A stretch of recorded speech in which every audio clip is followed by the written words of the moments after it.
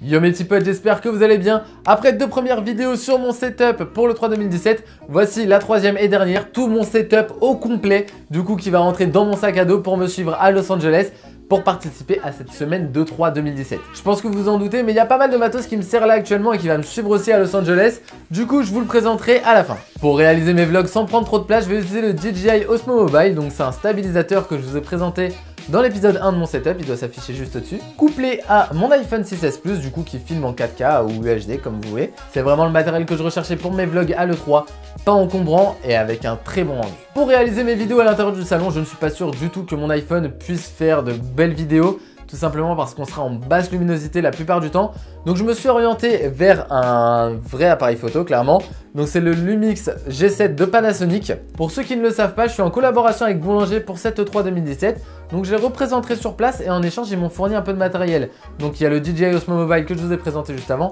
Et surtout le Panasonic G7. Je les en remercie énormément d'ailleurs parce que sans cet appareil photo, j'aurais pas pu vous faire des vidéos d'aussi bonne qualité en fait que je vais pouvoir avoir sur le salon, que ce soit avec mon iPhone ou mon RX100. C'est vraiment un super appareil photo, donc l'écran se retourne, il filme en 4K. Et là du coup vous vous dites mais attends, t'as un appareil photo qui filme en 4K et tu te contentes de ta 1080p avec ton RX100? Bah ouais les gars, parce que tout simplement je viens juste de le recevoir et je veux vraiment bien le maîtriser avant de faire mes vidéos pour être sûr du rendu. Là avec mon RX100, je sais très bien que la qualité sera correcte, convenable, même plus que convenable je dirais. Et du coup je veux vraiment bien apprendre à l'utiliser avant de pouvoir poster des vidéos avec. Au moins pour mes 11 heures de vol j'aurai un truc à faire. Non parce que là la taille du manuel c'est genre ça quoi. Voilà donc j'aurai de quoi faire dans l'avion, ça c'est clair. Concernant l'unboxing du G7, je l'ai filmé, il n'y a pas de problème. Il faut que je trouve le temps pour le monter. Je pense que dans tous les cas c'est sûr, elle arrivera bien après cette vidéo. Pour pouvoir filmer en 4K, j'ai dû m'acheter une nouvelle carte mémoire. Du coup c'est la Lexar Professional.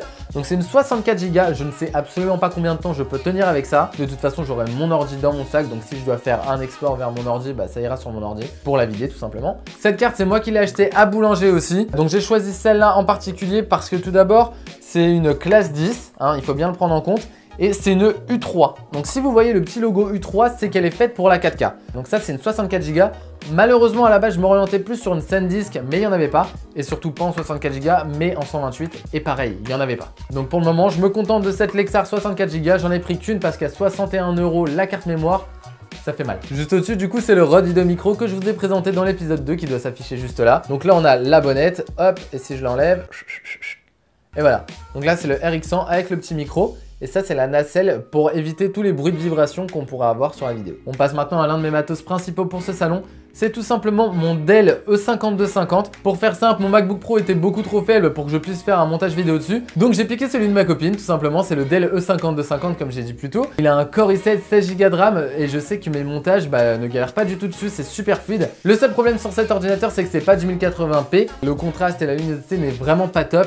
Du coup pour l'étalonnage des couleurs dans mes vidéos, je ne sais pas du tout ce que ça va donner. Je pense qu'il n'y aura pas trop de modifications de couleurs sur mes vidéos. Ce qui va me permettre d'emporter tout ce matos, c'est mon sac. Tout d'abord je remercie Tulle qui m'a fait parvenir ce sac à dos pour le 3. J'avais besoin d'un grand sac et résistant. D'ailleurs ceux qui me suivent sur Snapchat ont pu le voir par 2 fois. Je me suis pris la flotte grave. Je me suis servi du Tulle comme parapluie tout simplement. Je l'ai mis au-dessus de ma tête. Il y avait mon ordi, mes cahiers, mes feuilles et tout à l'intérieur. Je l'ai rouvert après devant eux, tout était nickel. Donc c'est un 30 litres, c'est le Tulle Subterra. Bientôt il y aura un article sur Jimmy.fr. Hop, on commence avec la première pochette. Ici c'est un peu rembourré, donc idéal pour mettre des lunettes. On a une poche faite exprès pour tout ce qui est câble, chargeur pour pas s'embêter, qu'on fait passer là directement. Par exemple si on a une batterie portable ici, moi c'est ce que je fais avec un câble que je fais dépasser là. Et ici je recharge directement mon iPhone. Ici on a une pochette pour tout ce qui est iPad, écran de 10 pouces en général. Ici c'est en microfibre histoire de ne pas rayer en plus l'écran de l'appareil.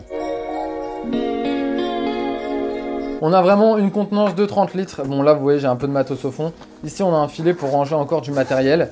C'est vraiment cool, il y a des poches de partout. On a une poche pour ranger son ordinateur portable jusqu'à 15 pouces. Et clairement le gros gadget mais que je kiffe vraiment, c'est qu'ici on a une poche directement pour récupérer son ordi qu'on aura rangé juste avant. Donc on n'est pas obligé de rouvrir tout le sac, on a directement son ordi là, on le sort, on se prend pas la tête. Ensuite, toujours concernant les poches, on en a une là extensible.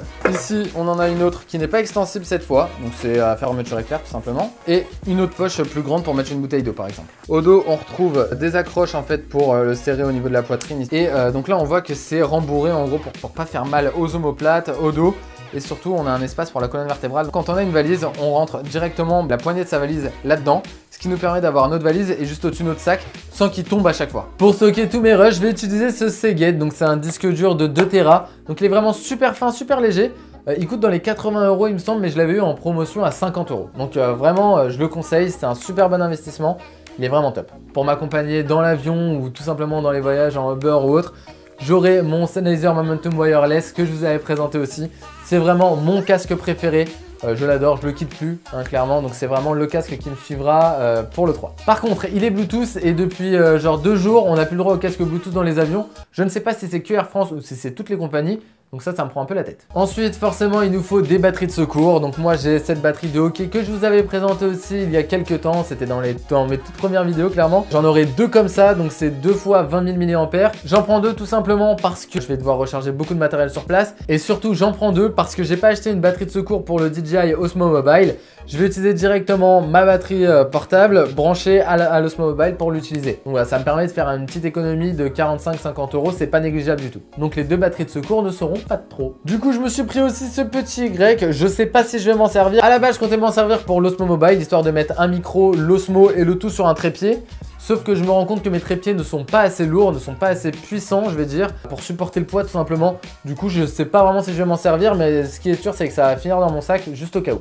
Concernant le trépied, je pars avec un trépied Amazon basique parce qu'il est léger et il est plutôt grand. Il fait 1m30 ou 1m50 il me semble, donc c'est très pratique. Je prends pas mon gros trépied tout simplement parce qu'il est trop lourd. Je préfère m'orienter sur ce plus petit modèle qui me permettra de ne pas le sentir dans mon sac, hein. Il est vraiment super léger. Il me semble qu'il est à 18 € sur Amazon, donc c'est vraiment pas cher du tout. Si vous voulez commencer avec un trépied, commencez avec celui-là, il fait parfaitement le taf. D'ailleurs, tous les liens des produits sont dans la description. Ensuite, point capital quand vous voyagez, surtout aux États-Unis, hyper important, ne jamais oublier les adaptateurs. Voilà, adaptateur secteur. Celui-là, je l'ai payé 9 € sur Amazon et il est universel, hein.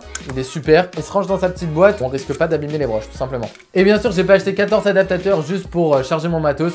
J'emporte avec moi une multiprise française branchée à cet adaptateur et je suis tranquille. J'emporterai aussi avec moi cette multiprise USB tout simplement pour pas avoir 14 adaptateurs alors qu'on a seulement besoin de port USB. Et pour finir, mon Sony RX100 qui me filmait juste avant. Je le prends avec moi juste au cas où, tout simplement parce qu'il filme en 1080p. Il a une super qualité vidéo. Si jamais mon G7 a le moindre problème, plus de batterie ou même plus d'espace de stockage disponible, bah je pourrais tout simplement prendre mon RX100 qui filme en 1080p. Il lui manque seulement 2 choses pour être parfait, c'est tout simplement un porte-griffe pour mettre un micro et un écran orientable. C'est tout pour mon setup E3, clairement je pense que je suis vraiment super bien équipé pour ce salon.